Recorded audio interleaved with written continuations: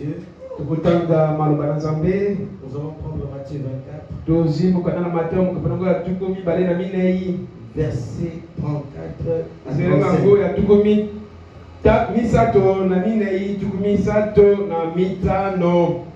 Je vous le dis en vérité, cette génération ne passera point, que tout cela n'arrive. Le ciel et la terre passeront, même mes paroles ne passeront point. Dieu Tout-Puissant, Dieu éternel, tout ce que nous voyons à nos yeux sont éphémères. Tout ce que nous regardons, Seigneur, un jour, cela passera, Seigneur Jésus.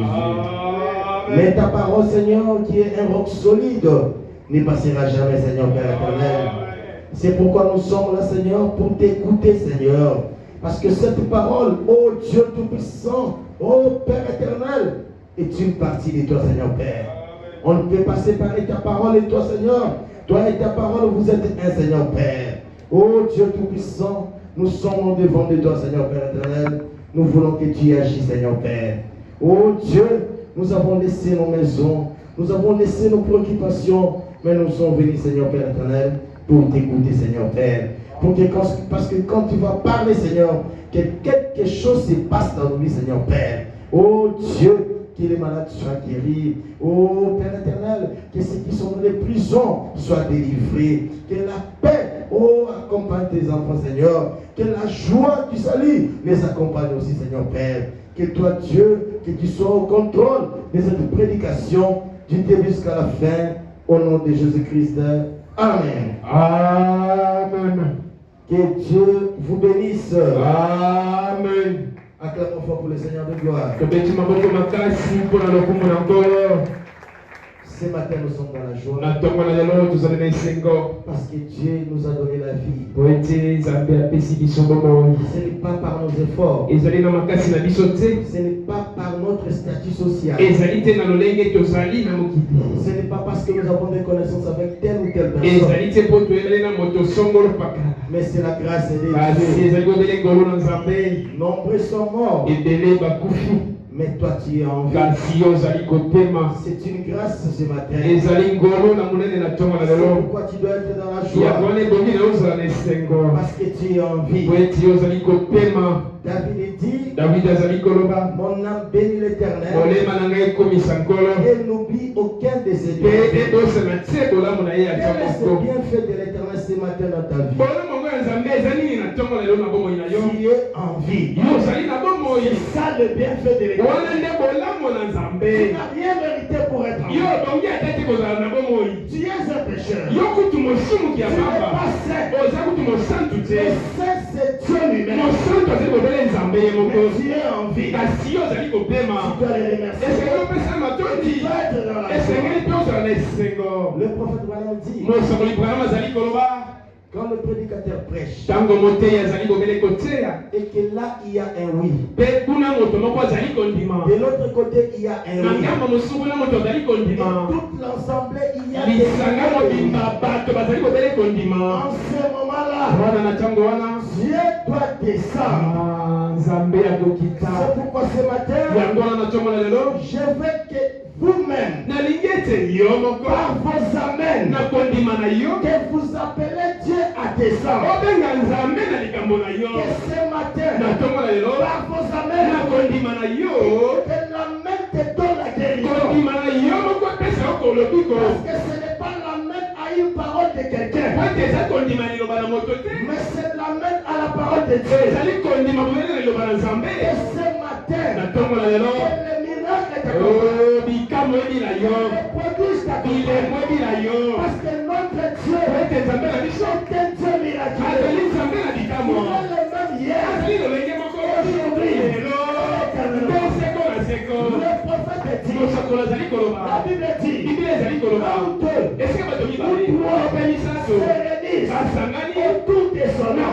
Dieu est présent. Voyez-vous que ce matin, Dieu est parmi nous. Il est parmi nous. Nous allons dire Amen. Dieu est il est présent. Et il est parmi nous. Nous allons continuer avec notre prédication que nous avons commencé depuis le vendredi. La parole infaillible de Dieu. La parole de Dieu est infaillible. La parole d'un homme peut faillir. Un homme, quand il prend une décision, il peut changer la décision. Un homme, il te dit, mon frère, viens demain matin. Je vais te donner $200. Mais la nuit, l'enfant tombe malade. Il change de décision. Mais Dieu, lorsqu'il prend une décision, sa décision est infaillible.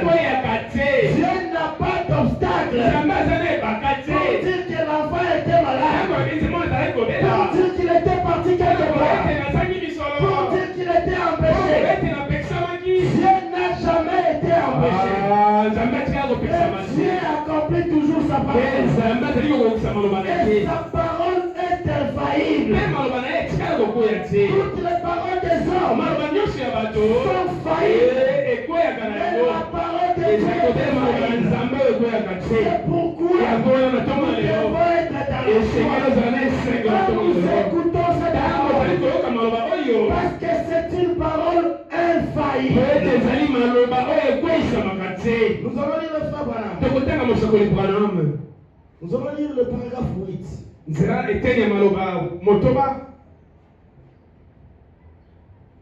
Écoutez le frère Branham. Si cet homme est ici ce soir, je vais sauter. Un homme m'a appelé au téléphone et m'a dit, frère Branham, j'aimerais établir un contact avec vous. J'ai dit, eh bien, je vous assure frère, je n'ai rien à voir avec des rendez-vous. Et surtout pendant que nous tenons des services de guérison, je reste plutôt seul la majeure partie de la journée pour prier, étudier, me soumettant et abandonnant au Saint-Esprit. Il a dit, j'aimerais avoir un contact avec vous, comme vous le faites sur l'estrade. J'ai dit, quel est le problème? Il a dit, eh bien, j'ai un bien-aimé qui est malade. Et il dit, quel est le problème? Il a dit, eh bien, j'ai un bien-aimé qui est malade. Je veux qu'il soit guéri. J'ai dit, maintenant, vous savez que ce n'est pas moi le guérisseur. Eh bien, vous savez que je ne suis pas le guérisseur. Et il a dit, je veux avoir un contact comme le font les gens dans l'auditoire. Il voulait avoir un contact parce qu'il avait vu beaucoup de gens de sa communauté être guéris par ces mots. Juste un contact. J'ai dit frère, il ne s'agit pas d'avoir un contact avec moi. J'en suis sûr. Il s'agit d'avoir un contact avec Christ. Ce matin, nous sommes là. Nous ne sommes pas venus pour avoir le contact avec le prédicateur. Mais nous sommes venus ce matin pour entrer en contact avec le Créateur. C'est pourquoi nous sommes là. Quand tu regardes le prédicateur a des erreurs. Mais nous venons pour entrer en contact avec le Créateur. Pourquoi nous sommes là? Si tu es là, tu as besoin d'entrer en contact avec le Créateur. Si quelqu'un, on lui donne un bout de papier, on dit que ceci, c'est l'accès pour voir les présidents. On lui a donné seulement l'accès pour voir